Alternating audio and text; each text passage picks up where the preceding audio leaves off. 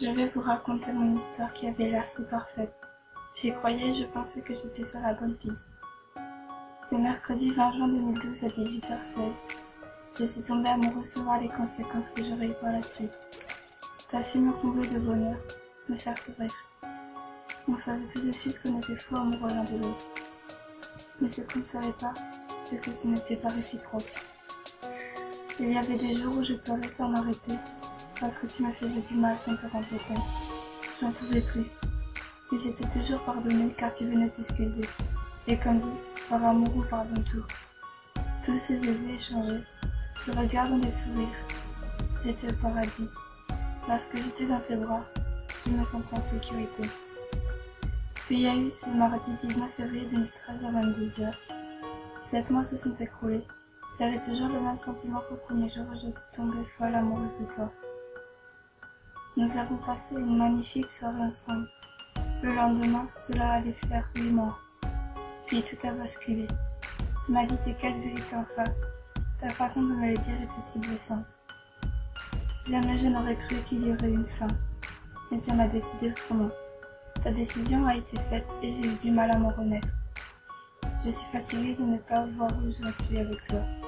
Chaque soir, lorsque je rentrais des cours, je m'allongeais sur mon lit et je pleurais.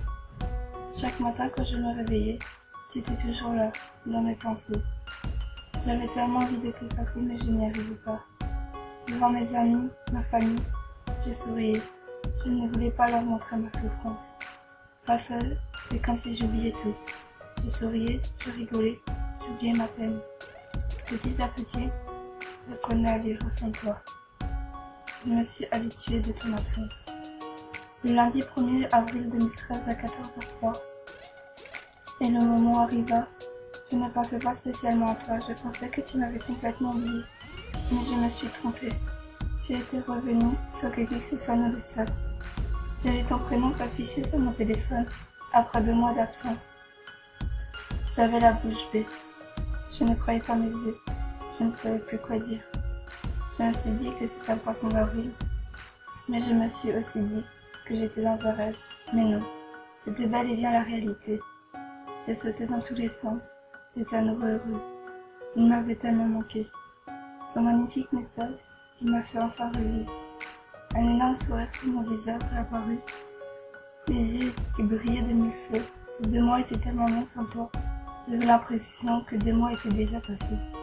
Le dimanche 19 juin 2013 à 20h30. Cela faisait déjà quelques jours que l'on n'arrêtait pas de s'écrire. Tous ces messages à longueur de journée m'avaient manqué. D'avoir enfin revu cela m'avait tellement fait du bien. Rigoler à nouveau avec toi, et bien sûr le plus important, toucher à nouveau tes lèvres contre les miennes. Jamais je n'aurais cru t'avoir à nouveau à mes côtés. Mais je me demande bien si t'as bien fait de revenir. Je me suis battue pendant 2 mois sans toi, et tu vois, j'ai survécu. Je suis tellement naïve. Je sais que je vais à nouveau retomber dans le piège, et l'amour rend aveugle. Sans toi, je ne serais pas ce que je suis aujourd'hui. Tu m'as fait grandir et tu m'as fait ouvrir les yeux sur ce que c'était la vraie vie. Tu as toujours été là quand j'étais au plus bas. Jamais je ne te remercierai assez un jour. Maintenant, j'aimerais voir dans le futur si nous serions toujours ensemble, à se soutenir malgré les coups durs, malgré le passé.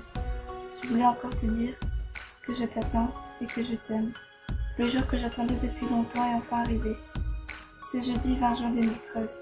Voilà déjà 1 an qui se sont écoulés. C'est la première fois que j'aime une personne aussi longtemps. C'est juste que j'ai l'impression que c'est la bonne. Même si t'es la seule personne qui m'a fait autant souffrir sur mes 16 ans, je ne pourrai jamais t'oublier. Sans doute, dans quelques années, je ne penserai plus à toi. Il y aura toujours des séquelles, des cicatrices qu'on ne peut pas enlever. Elles sont là, elles resteront en moi.